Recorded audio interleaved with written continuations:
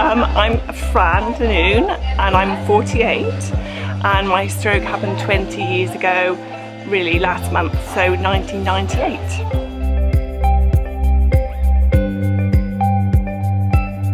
My life was very full on. I was married but I didn't have children, we spent many years, my husband and I, of just going out and going on amazing holidays, going skiing. I was very active. I did lots of, I'm saying aerobics as well as running, cycling. So my very, very active life was.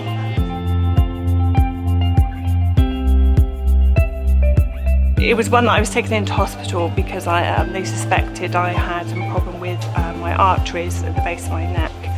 And it was during sort of when I was having to sort of have an operation because a blood clot was developing in my neck, and I was developing hydrocephalus, and that's when they decided they ought to go in and have investigate.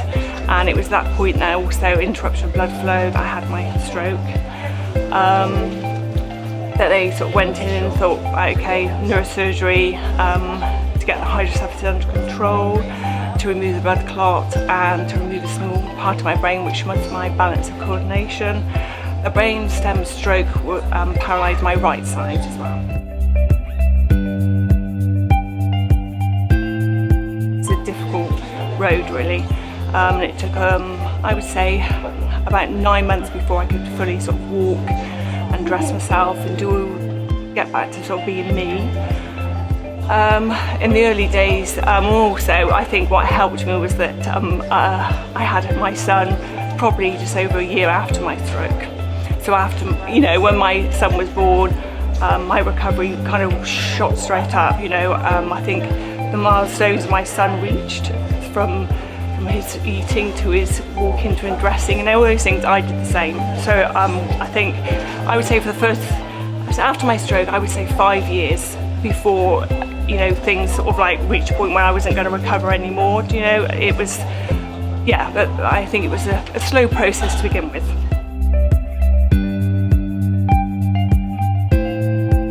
My life is better really in some ways, because I think I've learned to slow down, to appreciate everything and all that I have, and I feel I'm lucky really, because I was working full time, and at what point would I perhaps, we weren't having, children weren't on the cards, and there was no sort of change to my sort of course of my life, and this has changed it to a different course where I ended up having to move closer to my parents, relying far more on them. I had to take it a bit slower, and also exercise and walking became a big part of my recovery, and that allowed me, being close to my mum, who's also very much into all those things. She could help me, she could join me, and also I was close to a very good school where my children obviously needed to go to school. So I would say my life is definitely a lot better. Yes, I'm all grateful for those things, and I appreciate things. Life is very precious. Yes. Yeah, I think to begin with, yes, definitely, because I was kind of like embarrassed and a bit ashamed really, because I went from, like I said, being a very active person, a very sort of almost an up together, and everything was coordinated and just so and all the rest of it, and then I suddenly lost it all.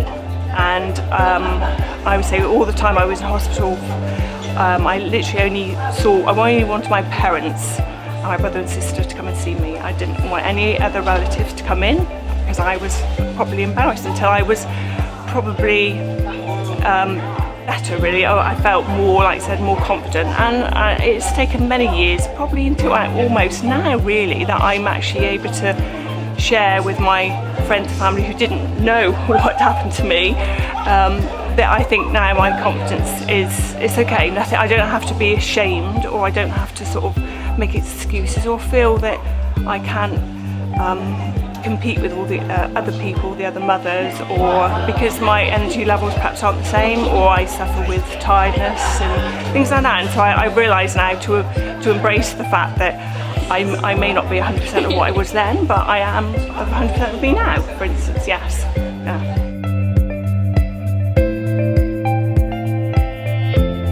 During my recovery, when I first came out of hospital, I would say probably, like I said, once I was up and about, walking a little bit, so probably I came out in May, and it wasn't until sort of the October time that we decided, or myself and my mum, we would go to a few of the local sort of groups, you know.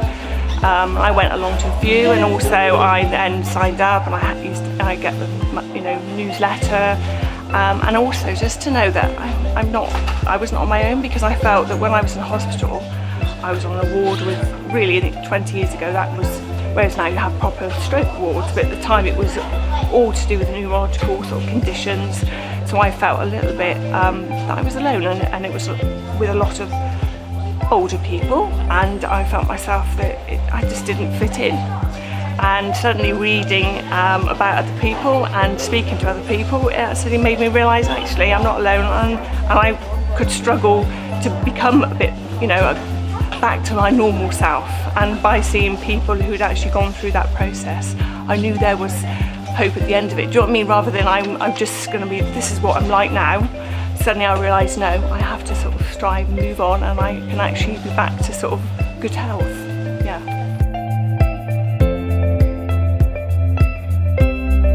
I want to still be as active as I can. I really enjoy my walking, I go to Zumba classes and all sorts of things, and just to sort of challenge myself. This is just one of the challenges that all stroke sufferers have gone through, and this is just another challenge, and I want to probably experience more challenges. Perhaps it's, you know, adrenaline rush or whatever it might be, but and also, like I said, how brilliant it can be that that I'm doing this, but raising money for such a wonderful, you know, charity.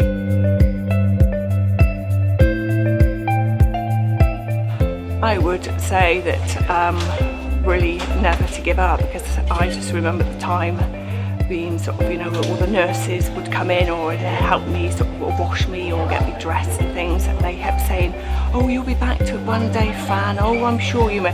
And I think you have to, in the end, you realise yourself, you have to have your own personal sort of strength, and I think that's what the stroke kind of takes away from you, but you've got to get that back. And I think so I would say if somebody has a stroke, they've got to strive to remember what they were like before, and they were going to want to be like that again, and to have, and also don't be afraid to ask for help either, because I did sort of a lot of that where you tend to sort of hide away from it a little bit, but I think you've got to reach out, and if someone's going to offer to take you here, there, or join you, or support you in any way, I think you've got to embrace that, and that's also having friends and family around you will also help as well.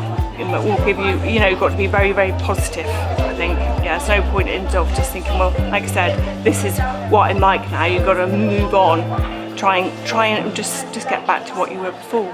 Yeah.